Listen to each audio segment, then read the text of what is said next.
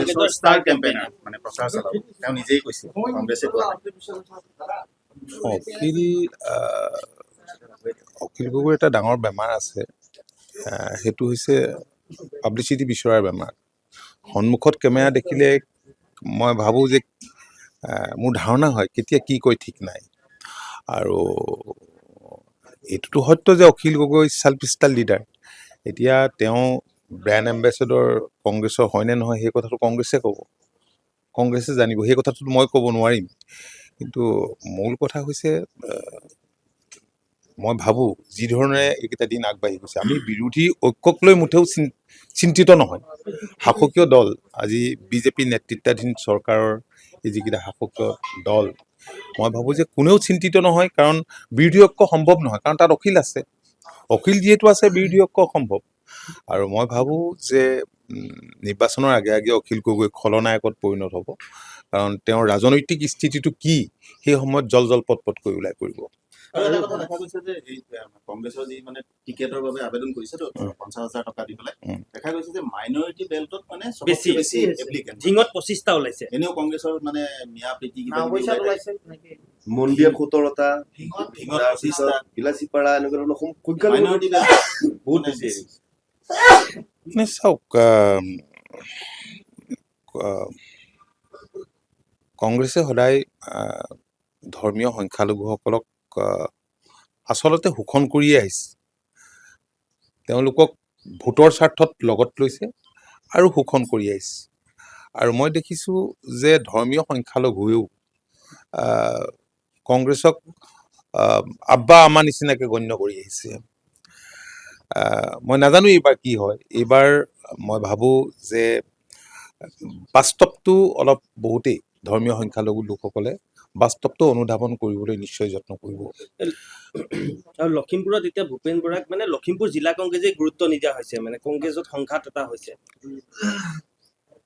কংগ্ৰেছটো আমি সকলোৱে জানো যে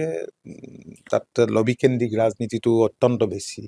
কাৰণ এই দলৰ কোনো নীতি আৰু আদৰ্শ নাই আৰু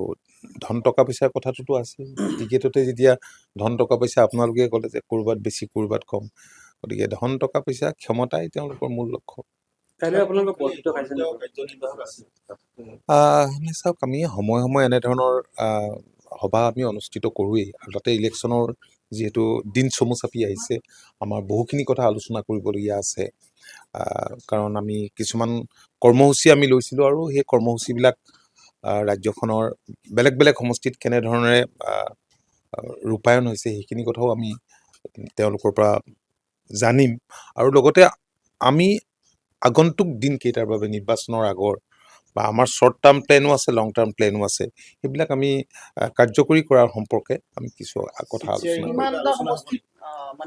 চিট শ্বেয়াৰিঙৰ কথাটো যিহেতু এতিয়ালৈকে এই সম্পৰ্কত কোনো ধৰণৰ আনুষ্ঠানিক আলোচনা হোৱা নাই সেই সম্পৰ্কত আজিৰ দিনটোত ক'ব পৰা নাযায় চাওঁ মইতো আগৰ পৰা কৈয়ে আছো যে নাই চাওক মই তেনেধৰণে একো নকওঁ আমি অলপ ছাৰ্ভেও কৰি আছো দলৰ ফালৰ পৰাও এইখিনি অলপ ভালকৈ পৰ্যবেক্ষণ কৰি থকা হৈছে বেলেগ বেলেগ গ্ৰুপ দি এইখিনি কৰাই আছো গতিকে য'তেই আমাৰ উইনিং পচিবিলিটিটো থাকিব সেইবিলাক সমষ্টিৰ কথা আমি ভাবিম বেছিভাগ মইতো কৈছোৱেই যে ইয়াত কংগ্ৰেছৰ অৱস্থা এইবাৰ যথেষ্টই বেয়া হ'ব যিমান বেয়া পূৰ্বতে হোৱা নাছিল আজি তেওঁলোকে বৰ অসম গঢ়াৰ কাৰ্য হৈছে আজিৰ পৰা কাৰ্য হৈছে নতুন বৰ অসম গঢ়িব কংগ্ৰেছে বৰ অসম কংগ্ৰেছে কেনেকৈ গঢ়িব কংগ্ৰেছেতো সৰু অসমখন গঢ়িয়ে থৈ গৈছে কাৰণ এতিয়া নাগালেণ্ড মিজোৰাম এই গোটেই আমাৰ অৰুণাচল এইবিলাকতো আমাৰে অংগ আছিল একোটা একোখন জিলা আছিল তে কংগ্ৰেছে ক্ষমতাত অহাৰ পাছত সেই বৰ অসমখন সৰুহে কৰি পেলালে আৰু সেই সৰু অসমখনক এতিয়া কংগ্ৰেছে বৰ অসম কৰিব আৰু সেইটো এটা গছত গৰু উঠা কথা ঠিক আছে থেংক ইউ